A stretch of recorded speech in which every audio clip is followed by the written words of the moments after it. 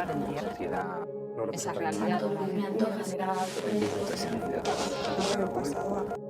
Mi trayectoria artística posiblemente empezó bien de pequeño, pintando graffiti, con 12 años. Luego empecé Bellas Artes, ahí tuve una especie de parón con lo que era el graffiti, empecé a hacer otro tipo de trabajos en la universidad, hasta alrededor de cuarto de carrera, que empecé otra vez a empezar a pintar en la calle y a interesarme más por otro tipo de trabajos relacionados con lo que es el espacio público, el arte político.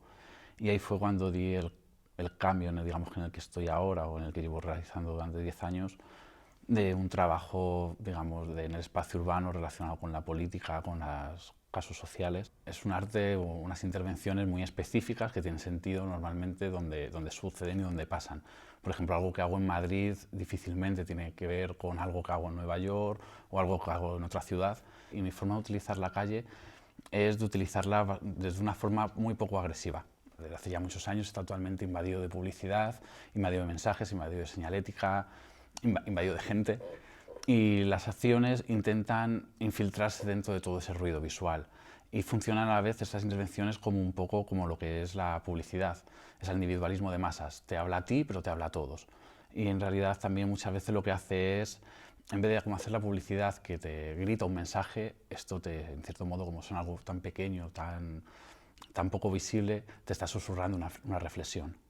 Ahora mismo, sobre todo hablando de lo que es el arte urbano, es todo muralismo. Muralismo y que en cierto modo se está llevando a la decoración más pura y dura. Ha pasado de el graffiti, el arte urbano era algo malo, algo odioso, algo que la gente rechazaba, a algo a lo que los ayuntamientos y los gobiernos pagan porque pinten en ciertos barrios, en ciertos lugares. Entonces a mí me invitaron a participar aquí en Muros de Tabacalera y decidí que, bueno, pues que sí iba a participar, pero que iba a contextualizar lo que ahí estaba pasando. Y yo simplemente taché mi nombre con gris, como hacen los trabajadores de limpieza del ayuntamiento, que limpian con gris las paredes, pero normalmente no aciertan con el color del gris, sino que van poniendo como parches.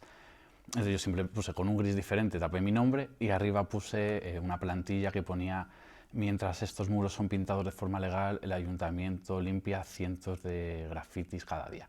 Y luego a la vez yo creía que ese muro iba a dar pie a la que la gente pintase. Entonces que proponía hacer una intervención ilegal de un año. Mientras la gente pintaba, yo lo iba griseando como si yo fuese el ayuntamiento. Y era curioso porque yo estaba limpiando, pero era ilegal. Yo estaba pintando una pared sin permiso, aunque era mi mural. Entonces entraba ahí en una contradicción muy rara y luego el resultado de ese proyecto toda la sucesión de fotografías que pasaba de pintado gris, pintado gris, pintado gris, y un vídeo a tiempo real que era todo griseado. Otro proyecto que tiene menos que ver con el espacio público, porque fue un espacio cerrado, fue un proyecto que realicé en el cuarto de invitados. Un proyecto que se llama Cuarto Semiamueblado. En lo que hizo fue poner esa habitación en alquiler en todas las portales de internet que hay para alquilar, en periódicos, para alquilar habitaciones, y lo puse a un precio desorbitado. Eran 1.200 euros al mes, más la fianza, que eran otros 1.200, y se pedía fianza 2 meses. Y lo curioso es que la gente llamaba, mandaba emails preguntando por la habitación. Y la respuesta era siempre la misma, tenía una respuesta tipo, en la que no había ningún tipo de amabilidad, ningún tipo de nada, en la que se contaba: muchas gracias por tu interés, es una habitación semiamueblada con la que está formada por 4 literas que tienes que mantener, no tienes derecho a cocina, no tienes derecho a baño, pero estás rodeado de museos, teatros, restaurantes veganos, peluquerías y centros culturales. Muy cercano a la zona de la Latina, también muy cool. Contaba un poco lo que es digamos, lo que es la gentrificación en el mail y lo mandaba. Claro, normalmente no recibía respuesta o me escribían: estás loco, estás chalado. Pero bueno, el proyecto creo que funcionó muy bien y sobre todo era el salir de que te inviten a un espacio cerrado a hacer algo y llevarlo a lo que está pasando en el espacio público, lo que está pasando en la sociedad. A nivel internacional, por ejemplo, de las primeras que hice fue en Berlín, una intervención que en 2009, que a mí me gustó bastante. Es un cartel que he seguido poniendo por ahí y es el logotipo del Fondo Monetario Internacional, el FMI, que en vez de poner Fondo Monetario Internacional pone Arbeit macht frei, que significa el trabajo será libres, que es lo que ponían los nazis en el campo de concentración. Entonces yo ese cartel le fui poniendo por la puerta de los bancos alemanes en 2009, justo cuando empezaba la crisis, con esa idea de quiénes son los nazis ahora y quiénes son, en cierto modo, la raza exterminada. Los nazis tal vez son los bancos, los políticos, la clase alta, y los judíos somos la clase baja, los trabajadores, a los que nos están matando de una forma diferente. Eso se entendió un poco mal allí en Alemania, pero bueno. En Miami hice un proyecto que se llama Greeting from Miami, que lo que hice fue ir haciendo entrevistas a diferentes personas, diferentes inmigrantes de Miami, y preguntándoles cómo habían llegado a Estados Unidos, cuál había sido sus experiencias, cómo había sido su vida hasta el punto en el que estaban. Y eran postales que eran copias de las postales turísticas de Miami. Hablaba de lo que es la diferencia entre el turista y el inmigrante. Posiblemente la única diferencia entre el turista y el inmigrante es el dinero, porque los dos son inmigrantes temporales. Detrás de la postal venía esa historia que me había contado esa persona y por delante había una copia de una postal real de Miami que pues ponía, por ejemplo, Greeting from Miami, Welcome to Miami, y salía una imagen de una playa o de una discoteca. Entonces yo mantenía la tipografía, mantenía la estética, pero quitaba esa fotografía e insertaba una fotografía de esa persona, de lo que él quisiera. Que por favor no de su cara ni de él, porque no quería que se personificase en él, ni quería él en cierto modo utilizarle, sino que todo el mundo que lo viese, la gran mayoría de inmigrantes que lo viese, se pudiese sentir identificado con esa historia. Rogelio López Cuenca, al conocer su trabajo cambió totalmente mi perspectiva de lo que hacía.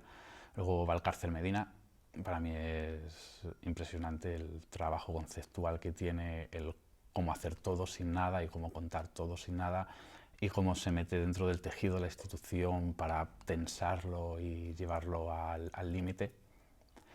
Luego, Democracia también me influyó mucho en muchos momentos y también con ellos tuve una buena relación. Santiago Sierra mucho, sobre todo el cómo llevar temas políticos desde el punto de vista del arte.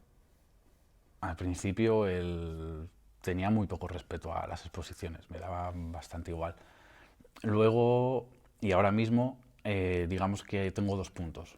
La exposición en la que yo puedo realizar una intervención, es decir, la exposición en la que no hace falta que meta un objeto, en la que no hace falta vender nada, que en mi caso no existe, no suele pasar, pero en las que puedo hacer una intervención como la que he contado antes del cuarto de invitados, otra que hice en Espacio F hace unos años, en los que hice fue cerrar el espacio en mi tiempo de exposición, y luego cuando digamos que formalizo una obra o formalizo en algo objetual, es que ese objeto te esté contando lo mismo que te contaba la calle, es que cierre, digamos, el círculo. Por ejemplo, tengo una intervención que fue cambiar los nombres de las calles de Madrid y ponerlas en alemán y quitar el logotipo de Madrid, de los del Madroño, y poner el águila alemana.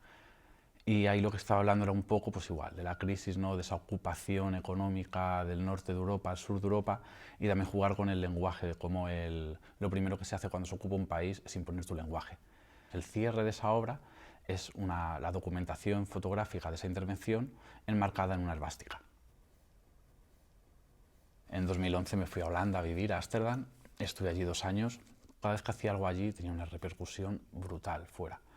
Y cada vez que he ido a Estados Unidos, igual, cada cosa que haga en Estados Unidos tiene una repercusión a nivel mundial gigante.